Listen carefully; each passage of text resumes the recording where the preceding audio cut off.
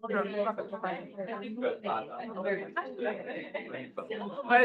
oh, I go, like, song.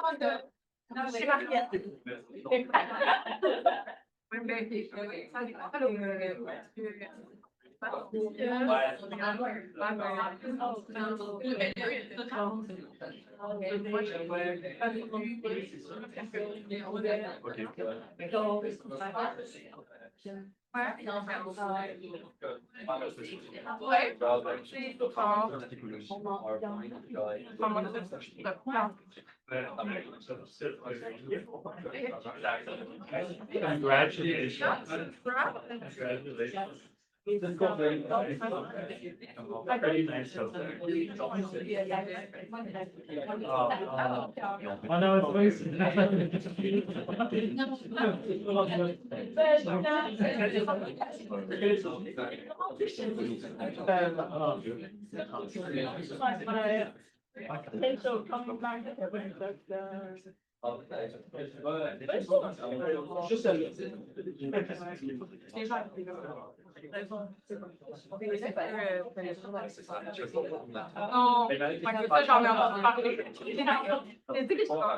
Oh, my group chat dans le group chat.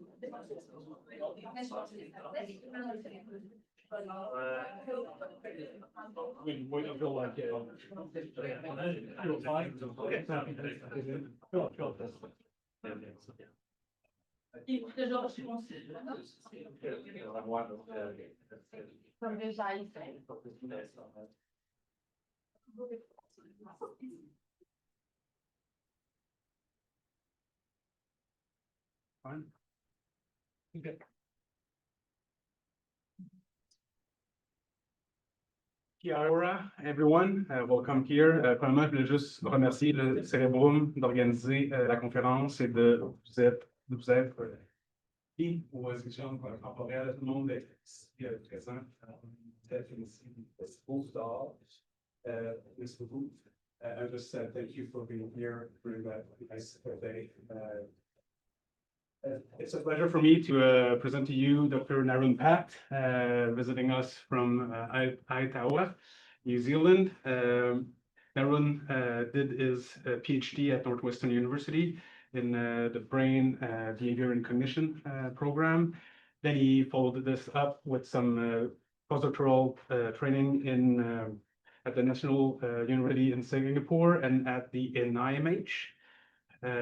His work focuses on understanding and predicting the neural mechanism of the interaction between cognition and neural cognitive mechanism underlying mental health and disease. His current work aims at predicting markers of cognitive functioning using multimodal approaches, large-scale data sets, and large-scale analytics. Narun is now at the University of Otago, who hosted us so nicely during our sabbatical year. Without ado, Narun, take the floor. Enjoy. Thank you. Thank you so much.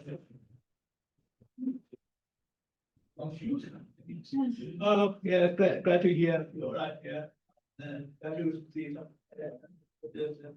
child as well. Really nice to be here on this such a nice day. So I'm Narun Pat, and today I would like to talk about building neuroimaging biomarkers to capture the relationship between cognition and mental health. And then we do it across lifespan. Cognition and mental health relationship is nothing new. A lot of people study it. This is not, none of this is my work. This is like some sort of a study that we just found so far. Many of them, this is just a few of them, that shown the relationship between cognition and mental health. But one of the most sort of well-known, at least theoretical perspective of these relationships is described in this framework called RDoC, the research domain criteria from the NIMH. So basically, in this framework, they try to looking at mental health to the lens of functional domains, not to the lens of categories of disorders. So they don't want to just separate disorder into, let's say, ADHD or anxiety and phobia and others, but they try to looking at disorder as the combinations of things that's fundamental across humans, so which why they call fundamental domains, and cognition is one of them. Just remove your blur because we're not seeing anything. Oh. I think this should be fine. Okay, Sorry, go ahead. And so according to this framework, if we understand cognitions, along with other functional domains, which would understand all sort of variability in mental health. Right. So the first thing that I like to show based on our work is truly that cognition is related to mental health. One thing that we probably have to take a look as a psychologist, we've been studying cognition or cognitive testing for maybe over 100 years now. Everyone probably know about Wechsler test. Now we have something called NIH toolbox. You have a lot of cognitive tests that can be done in children, in older adults, and everywhere on iPad that you can record it all this talk in like 20, 30 minutes. And our lab have developed structured equation models to understand this structure of cognitive functionings And a lot of people are talking about the G factor, which is a general form of cognition that underlying different sort of performance across cognitive tasks. Again, but the question is how is cognition is related to mental health, right? The first attempt that we approach this one is using this ABCD data set. This was collected in the US from 21 sites. What we try to do here is, let's say the data was collected from 21 sites. Can we use the data from 20 sites? Build a model. If we know the mental health of kids 9 to 10 years old, can we build a models there from 20 sites to predict what happens in the leave one side out in the 21st site? Knowing person mental health, can we predict person cognition? And this is kind of the two main things that we've been looking at. CherrebruM checklist, which is the symptom list of the kids. You can see things like, do your kids like to torture animals, like to kind of concentrating at school, things like that. There are a lot of symptoms like that in this checklist. And then we also looking at child temperament. So here, the inhibitions and approach as well as impulsivities. If we know all these things, how much can we predict cognition of kids? So it's about 0.27. When we combine these two together, we'll be able to predict cognitive abilities of this kid at around 0.35. And this is the thought that I try to show to explain what drives these predictions. So as you can see, if you have higher symptoms in attention-related symptoms, social-related symptoms, or having higher approach motivations, higher impulsivities, these things are relating to lower cognitive abilities.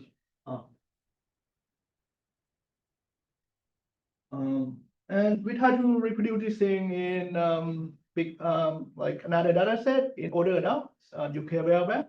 So here is about 20,000 people. These are all the cognitive tests that they have in UK biobank.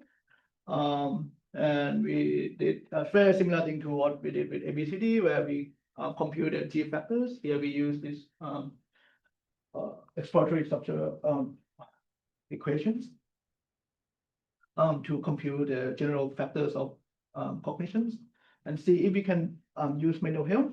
This is all the variables of mental health that UK biobank provide to predict cognitions in older adults. And we predict that at very similar level at 1.3. So knowing someone mental health, we sort of know their cognitions. This is the loading for each of the mental variables. Let me see. Okay. Again, this is not a big news, but we try to see if we can predict a person cognition based on mental health to demonstrate that there's a true relationship between cognition and mental health.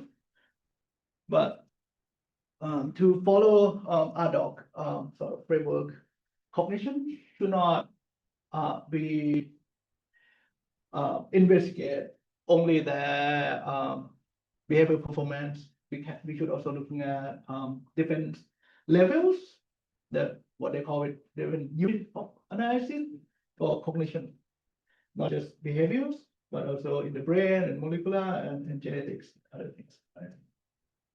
We start with the brain. Can we have indicator of cognition that relating to behavioral performance and quality tests? But then this paper came out a couple of years ago showing that they use ABCD and UK biobank and things like that. that we do, and showing that the relationship between the brain activities and measured by MRI. Especially in this paper, they focus mainly on resting set fMRI. Are not very strong in terms of predicting body performance. They even call that, you know, a lot of people who have trying to predict cognitive abilities using fMRI, doing junk science, and they even say like this make cognitive science a crossroad. So we might not be able to do this thing anymore. It's just too noisy to predict cognitive abilities. But then I'm trying to see if we can resolve it with machine learning. So now we have this, you know, brain MRI.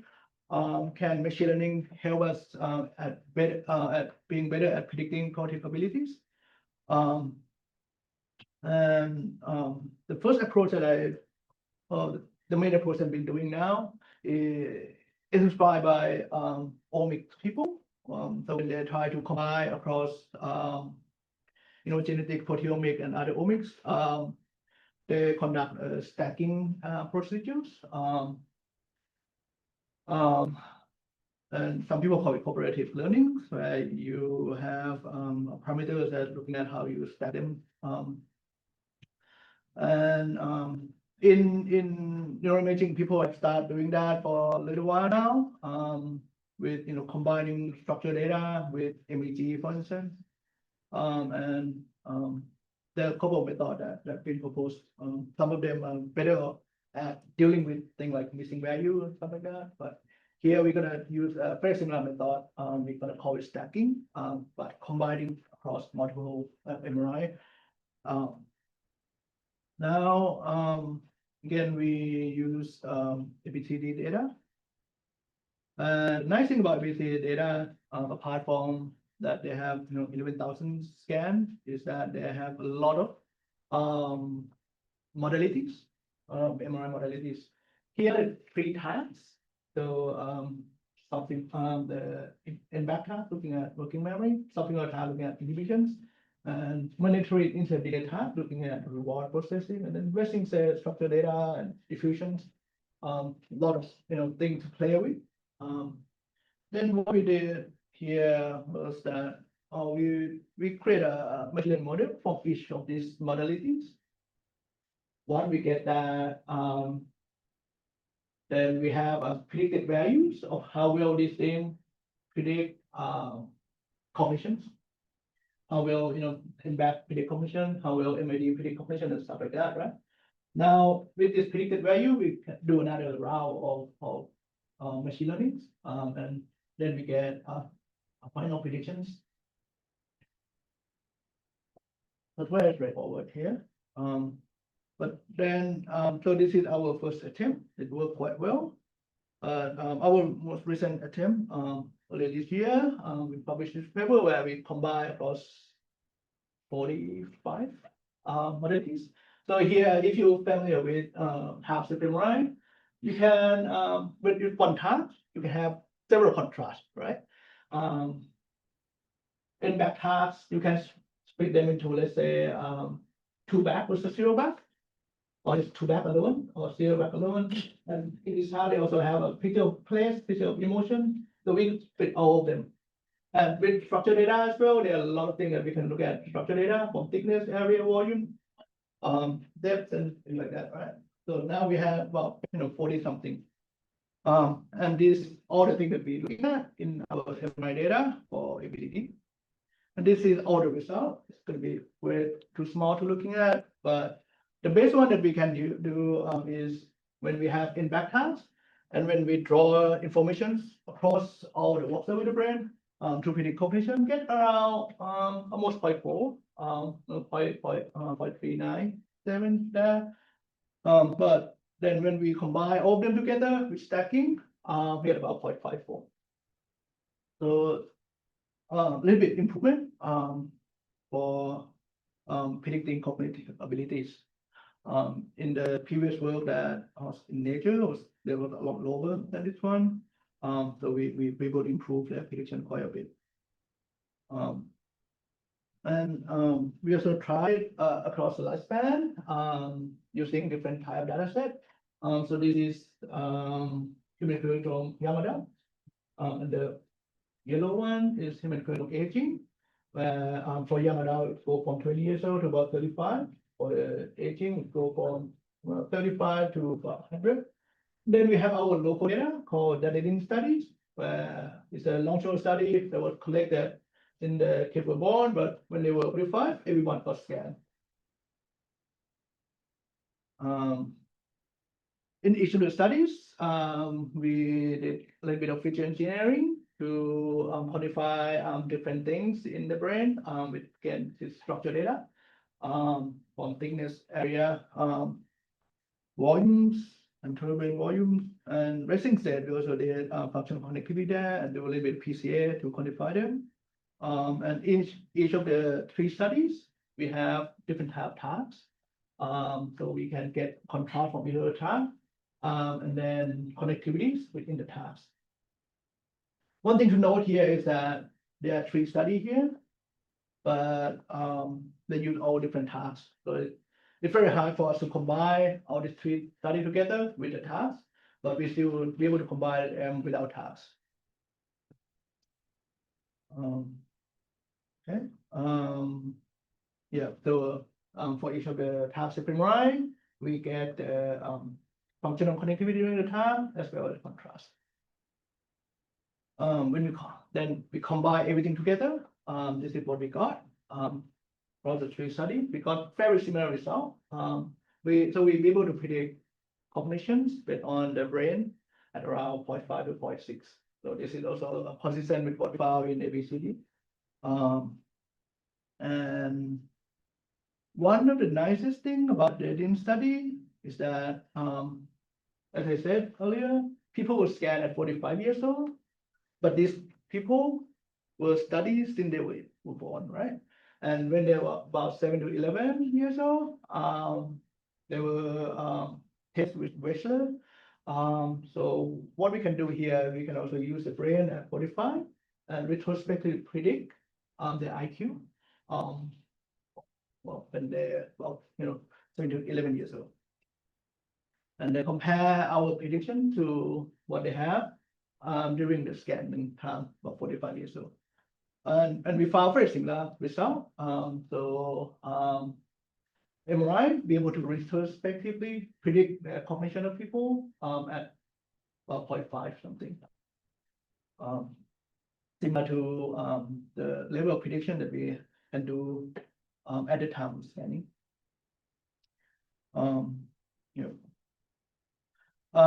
So this is just to show you the predictive performance across the thing that we add as a features to the models.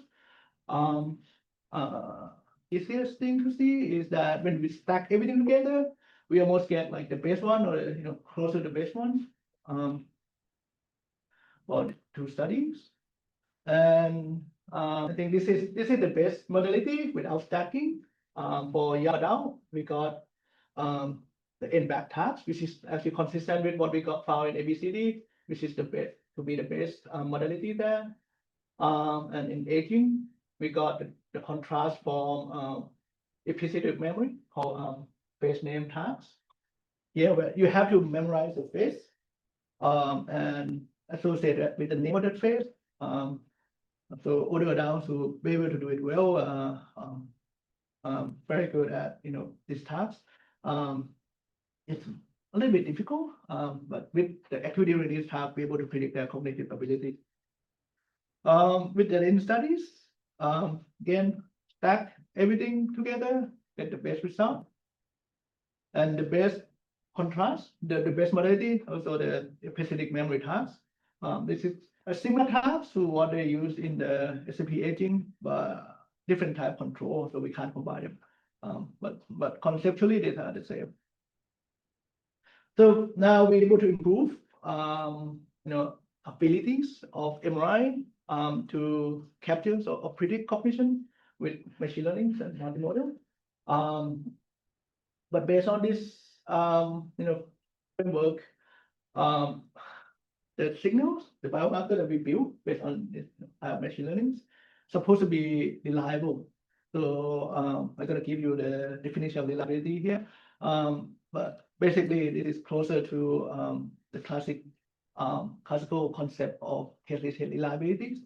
So let's say if you have MRI scan, and then you do a task here. This is an NVAC task. 2-3 months later, you do another scan, get NVAC task. If you have a stronger activities than your peers in the first time, you're supposed to be strong. You're supposed to have strong activity than your peer in the second time, right? That's classic case of reliability that psychologists have been doing psychometrics, right? When we develop a questionnaire, this is what we expect to see. But there was a paper in 2020 showing that this is not the case. So this is structured data. So cortical thickness, area, cortical. You see very high test-related reliabilities based on the interclass correlations. But when they're looking at activities from each of the brain area from different types in human cognition project, young adult, and learning studies, they show that like the red thing is amygdala during emotion task, poor reliability. Even with the ear tasks, quite bad. Yeah, so essentially, when you're looking at just one brain area at a time, regardless of how high you are in the first time point, you might not be as high in the second time point compared to your peer. So again, this became a big news that it's very hard to predict behaviors from these types of fMRI if it's not reliable, right? So let's see if our method, stacking across multimodal data can solve this thing. So again, we use cognition project, just like what they did in the paper, where some of the subjects were scanned twice, and we have all sort of these modalities. And combine them together, stack everything together. We need to push ICC into the excellent level, more than 0.7. Yeah.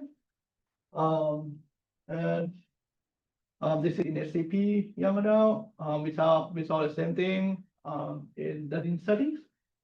And this is the plot that we create here. So if you're high in one, so if our MRI make a prediction that you have higher cognition in the first time point, you're also high in the second time point compared to your peer.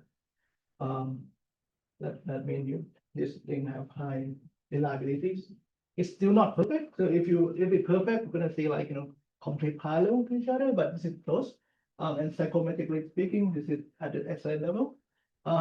But looking at stack probably doesn't tell you the full picture because stack also includes structured data, and we already know the structured data are very good in reliabilities. So we also looking at how about if it's just that task contrast and task connectivity together, we still get high reliability with just tasks alone.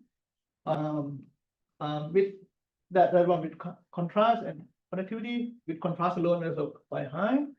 So that means our method of building multimodal biomarkers help us with reliability. So the next patients that address ADOP, which is generalizabilities. So the whole thing that we've been doing so far, we're mainly focusing on healthy people, right? Using population-based studies. But this framework is all about mental health. Can we generalize what we found to the age of the distribution? In this case, we focus on ADHD. So within ABCD, we found that some participants met criteria of ADHD. But the criteria of ADHD is kind of interesting. There are a lot of gradient there. So we have to split them into 4 tiers. These 4 tiers have very strict criterion, meaning you have to have a report, constant report from both parents and teacher, and you have to rule out all sort of comorbidities. So you cannot have autism and other disorders, the pure ADHD. And tier 1 is the most lenient one. But in any case, the model that we built here, generalized across tiers, had the same similar level with non-ADHD kids. So that tells a little bit about hand diagnostic, right? So if our models generalize not just among healthy people, but also people with ADHD, that means it cuts across disorders.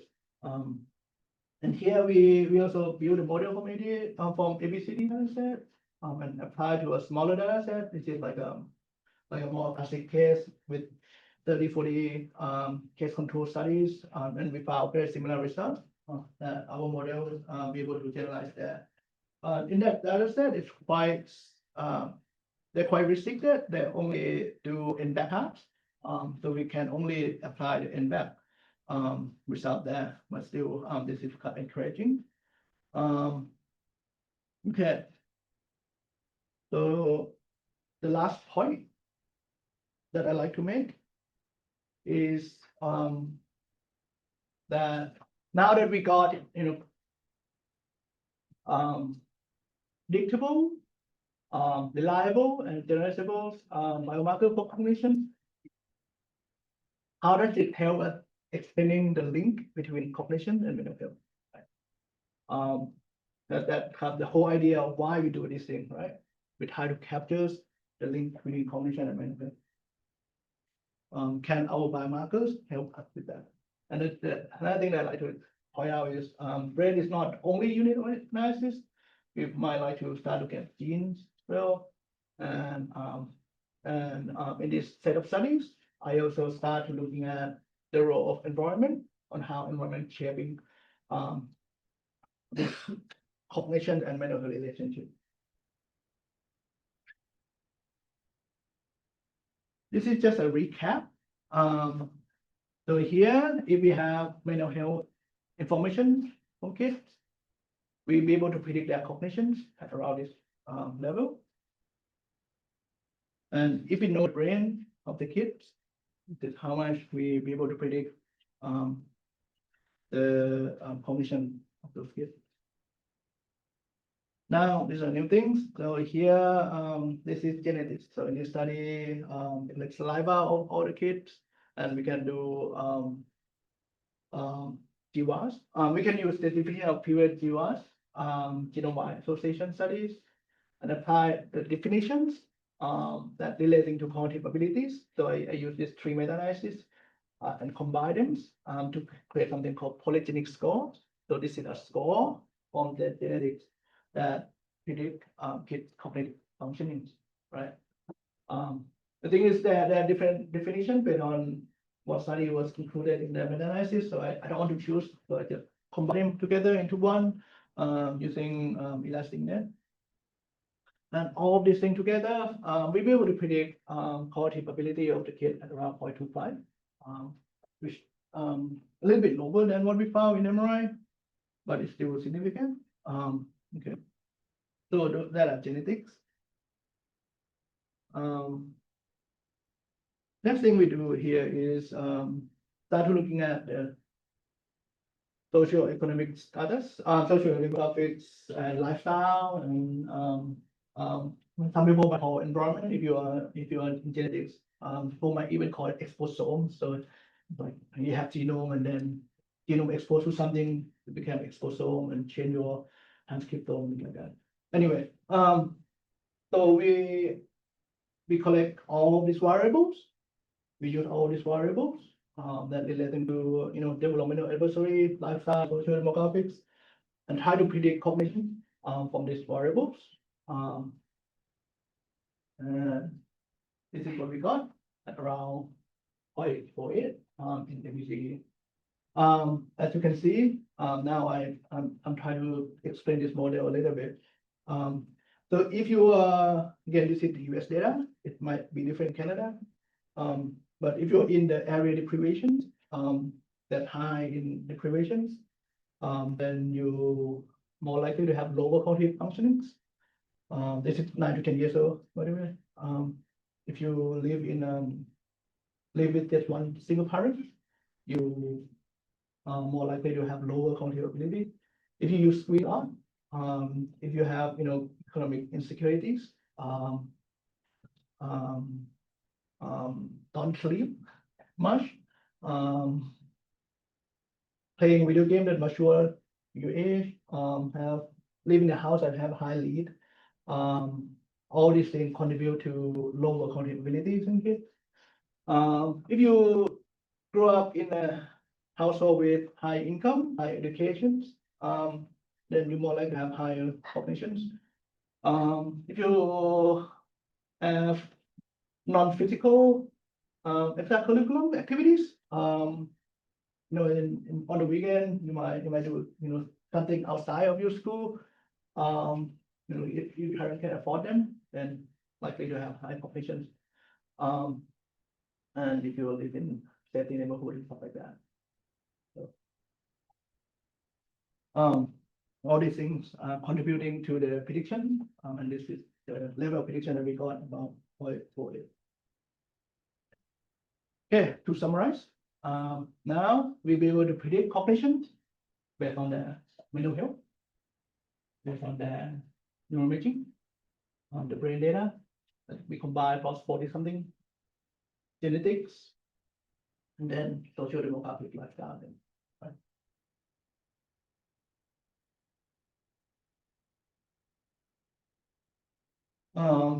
The key thing about this one is that this part tell me about positive mental health relationships, and I like to see how much of these three overlap with this one. That's why I turn to a statistical analysis called community analysis. So it's quite simple here. So now if you have cognition, right? This is the chief factor thing that we got from a lot of tasks. We can predict them with that one. Right? So it is the cognition and mental health relationship. Okay.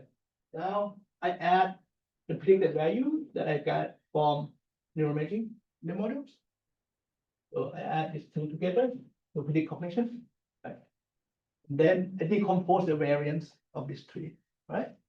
So the green thing tell me how much neuroimaging are related to cognition. Yeah. And the orange thing tell me how much mental health is related to cognition. Right? And this is invariant explained. Right? So this whole thing, this one plus this one, is how much mental health explain cognition. Right? So that's something. Okay. My focus now is on the common between the two. And then I like to see within this common, how much it is explain the mental health and cognition relationships. Again, this orange thing is the mental health cognition relationships. How much range explain that relationship.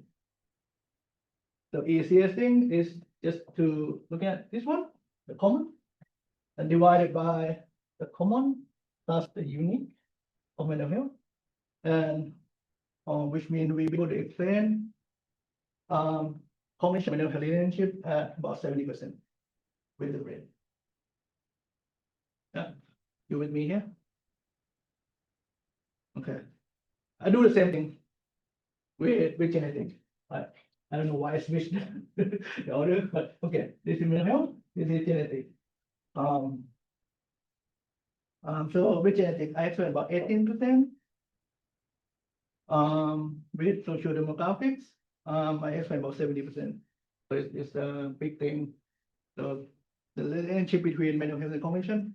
largely overlap with social demographic and lifestyle. And this is just a summary of things. And I just to show you that I show it not just the first time point, but when the kid was like 2 years 2 years older, we found very similar effects there. So the effects seem to be consistent across the years. And okay, so in this one, I'm going to combine everything together into one. So combine everything together into one, we explain around 81% of the combination mental health relationship. But the nice thing about this combination is that we can start looking at the effects of social demographic lifestyle development. The gray thing here, right? Just the gray thing here. And see how much it overlaps with the brain and things, right? So this is kind of the spirit of our dog. You like to looking at cognitions at different level of analysis, from brain to gene and behaviors, things like that, and see how much of that biomarker that we build overlap with the effects of this one. So this is just to confirm that we'll be able to capture the effects of social demographics in things like whether or not you live in a safety neighborhood, or whether or not you form the well-off household and stuff like that. We reproduce these findings of UKBioBank. So here again, this is a recap. This is when we try to predict cognition based on a person's mental health of UKBioBank.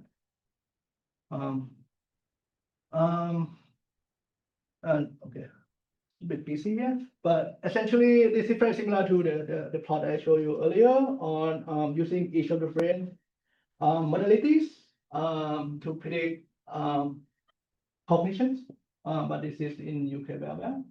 So in UKBioBank, they don't have good tasks, so we don't care about task back.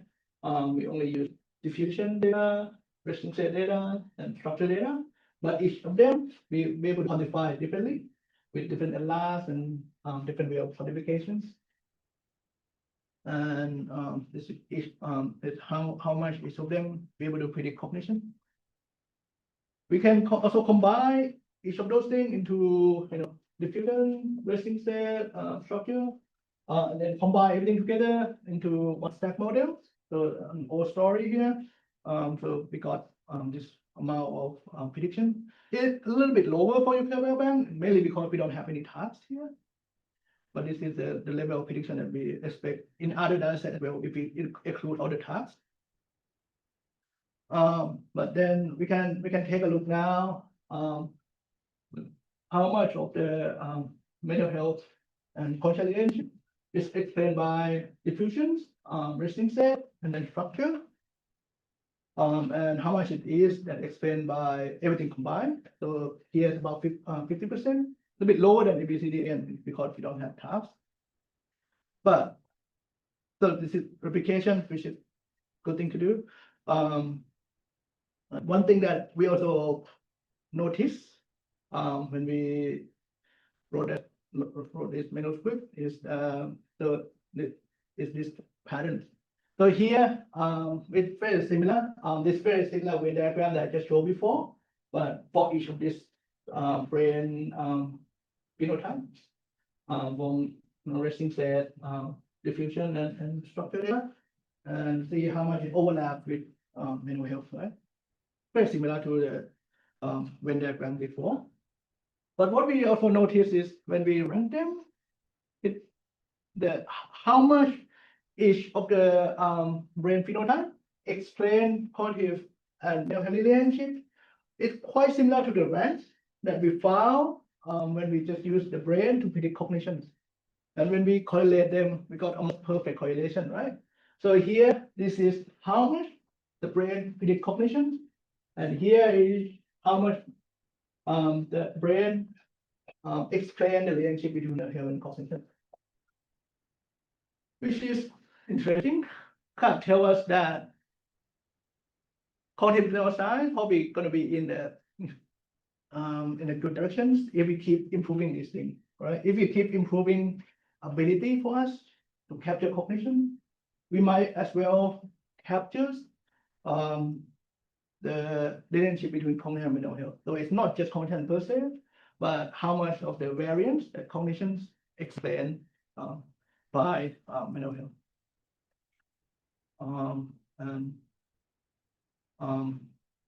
This is just a summary on the relationship. So again, we first show that cognition is related to mental health, and cognitions with the help of machine learning, with the help of multimodal MRI, can be predicted from the brain MRI.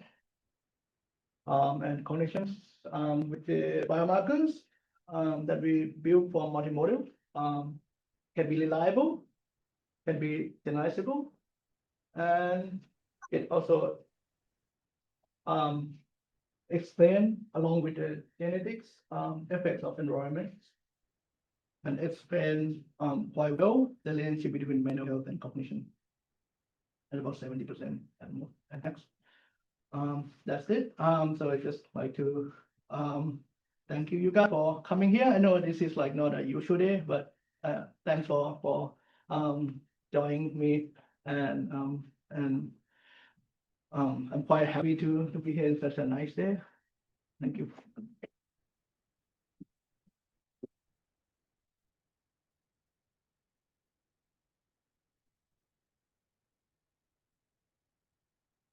Or if there's any questions, audience or online. Yes. Thank you so much for coming. It was Yeah. super interesting. It went maybe a little bit too fast for my French brain, so maybe Okay. we talked about this before. Yeah. But I was wondering, do you guys have a hypothesis as to why the all stacked correlated better than all the other ones individually? Yeah. So it's actually quite simple, right? So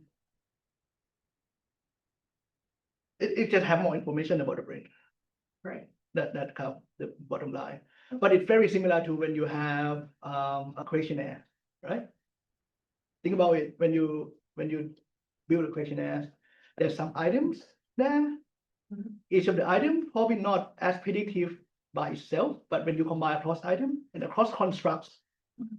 then the prediction getting better. Right. Yeah. Would we So say that all stacked could be considered as like the intelligence of the person, or like could you compare it to the IQ or something, since it's cognitive domains? it's related to cognitive functioning better, but itself is still the brain, right? Mhm. But how the machine learning thing that we do with each of the brain area and with each of the brain modalities together to predict cognition, it's kind of different story, right? So you have the data. You can weight the data somehow so that it predict, cognition. It's very similar to insurance, right? So if you're going to, get insurance from your car, the insurance company going to calculate premium for you, depending on what car do you drive, how old you are, and stuff like that, right? Right. The more information they have about you, the better they are at predicting whether or not they're going to be accidents next year, so that your premium is higher. Right. Yeah. It's quite impressive how you guys manage all the variables. And I do have a second question. How would you apply the knowledge that you got from the ADHD study into clinical setting? Yeah. So we're working on it right now. Couple of these things. So you can use this type of technique as a way to investigate treatment efficacy. Give people certain medicine, stimulants. A lot of them had shown to improve cognition, right? But now we can use the brain data to see whether or not the person react to the drug better than the other type of drugs or with type of dose that people have. Yeah. So I think we're gonna move toward that direction of using this thing as a help with precision medicine. More so than diagnosis. Well, diagnosis is a category, right? You have ADHD or not. Yeah. Here it's like some sort of continuous, whether or not you react to the drugs or to the treatment, right? Anyway. Yeah, go Yeah. first. Okay. Yes, thank you for the very fascinating talk. So I have two questions. Mm. So first thing is how is the stacking of your components actually done? Like what is the procedure of that? Can you explain that a little bit? Okay. It's actually very, very straightforward. It's just a lot of computation power, but, okay, yeah. If you have this, one set of features, right? Let's say in backpaths, then let's say you split the brain into 400 pieces, right? Now you have 400 features. Apply some machine learning model there. That machine learning model will try to predict based on your feature here, how high your cognitive ability is, how high cognitive functioning is, right? I call that thing predictive values. Yeah. Yeah. And that is what we did here. Okay, Right. I see. Okay. And you do that same thing to another analytics. You get another predicted value. Yeah. And when you finish this thing, this I have big things. So you basically use those existing features to use a machine learning model for prediction as a feature selection, and then combine that to do another set of predictions. Yeah, it's not feature selection per se, Mhm. but it's some sort of summary of that. Yeah, the summary. Yeah. Yeah. Okay. The second question is like, so a lot of these data set you use has like multiple. They have multiple data collection sites. Have you ever looked into the impact of sites? Yeah. And another very interesting thing is one of your the data set that's local to your institute. That is super fascinating data set. Mm. I'm just wondering how. So the data collection is on the same. Is it on the same like MRI machines throughout the entire time? And if so, how do you deal with that potentially like coil decay? There are a couple of questions in there. The first question is there are multiple sites in some of the studies. Yeah. That's why we choose to do leave one side out prediction. So we build a model from 20 sites and then apply the models to the left one out. So that we already control for different sets inside, different sets in scanners. We try some sort of harmonizing method. It hit or miss, but with prediction, we already control for it by treat the site as a separate test set. That actually a lot more robust. The second question is about the study. Everyone got into the same scanner. The studies. So it's a nice homogeneous group of people live in the same cities, grow up. Are they together. collected during the same time period? Yeah, when they are 45 years old. So Dunedin is like a small cities. Currently, if we have 100,000 people, a little bit more now. 50 years ago, this group of people went to one hospital that we have in town, right? And then contact all the baby who born that year. Oh, I see. Okay. And then they trace those group of people up until now. So they just finished. Well, they're still doing the second phase of scanning. And now they have 52. Yeah. That's really fascinating. Yeah, like this is population-based study, but like small population. Yeah. Yeah, Charles. Hi, Narun. Yeah. Thanks for the great talk. I hope your library museum kind of was shorter than mine. I actually saw over in Hawaii, so it's not bad. My question specifically was, why was PLS used as a model to predict cognition compared to other? Yeah. We just in PLS here, but in the paper we do a lot of things, right? But I like PLS because it's very easy to interpret. Interpretability is like, you can't compare with other ones. The reason why I showed PLS result. Okay, this is a good example. Yeah. I try to compare what loadings that we got with what we got from univariate analysis, just pure correlated one variable to populations. It almost perfect, right? From the biggest component. So it's quite easy for us to ensure that the loading that we have is not spurious. Yeah. Thanks for the talk. For the commonality analysis, Mm. I'm not sure which word was used. How do you get the shared variance bits? Is it an interaction term in the model? There's no interaction term. It actually model had to be assumed to be additive. So you get predicted value of cognition based on mental health, right? Yeah, so the x-axis here in this one, and the y-axis in this one, right? So x-axis, y-axis, right? And then adding the x-axis of neuroimaging. That's it. Okay, so there's And then- the variance components you just Yeah, get the and- model output. Yeah, and then once you have this module, what you do is, how about that have mental health alone? Right? How about that have neuroimaging alone? How about having two together? And when you have mental health alone, what you get is this orange. When you have neuroimaging alone, you have the green thing, the big green thing. When you have together, you have the whole thing, right? When you subtract these two together, which is a classic set, like when you learn in high school, the studies, you get the common variant now. Yeah, Maybe Do something more. follow up on for the commonality analysis. I was wondering, what were like the marker you were using to justify kind of adding and mental health and neuroimaging, and I don't remember the other tools that you were adding. Yeah. So yeah, I was wondering, was it just like the percentage of variance explained that you used, or was there other markers? oh, the model itself, in the model, we use the predicted values. I mean, like the, you know, the final model when you have like all four of Yeah. the, Yeah. Okay, yeah, so Yeah. this one. Yeah. Did you present like this one in your paper? Yeah. And, okay, and so was it like only the differences of variance? Or did you also like, use other markers to, check, to add to those components? Or was it like hypothesis based?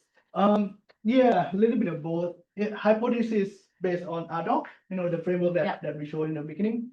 Turn out the reviewer hated it somehow, like we came across like some reviewer that doesn't like ad hoc, it's not everyone cup of tea, I guess. So we have to tone it down a little bit, right? But more or less, this is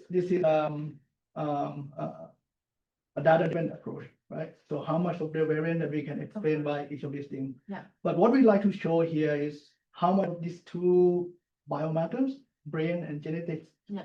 explain the effects of Yeah. environment.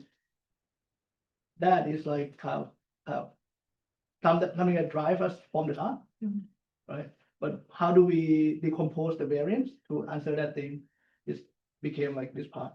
Okay, Right, so you can use the diagram and explain, let's say, the effects of brain that explained by genetics and things like that as well, Yeah. but we didn't do that, okay, but it's not like, according to adult sort of framework. of course.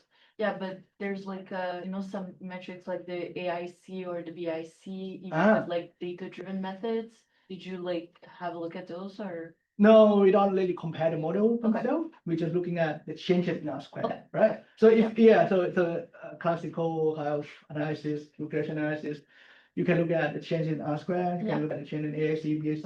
Of course. AIC, BIC doesn't have not been used in this part of analysis. Okay. Only the change in R square. Okay. Yeah. Thank you. And more importantly, this is all test set. Yeah. So we build a model already. This is just in the test set, and we try to decompose the variant in the test set.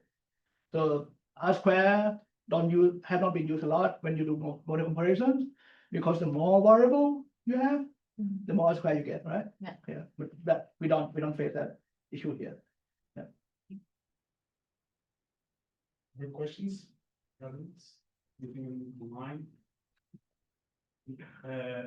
Thank you, Narun. Yeah. For those who are interested, I think CerebrUM is providing bubbly water, wine, and some snacks.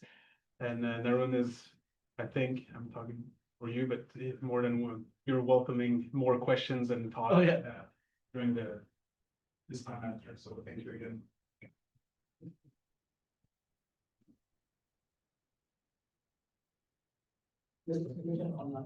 No questions. Aussi, pour tous les étudiants de séminaire, juste pas oublier de rendre votre feuille quand vous allez avoir terminé.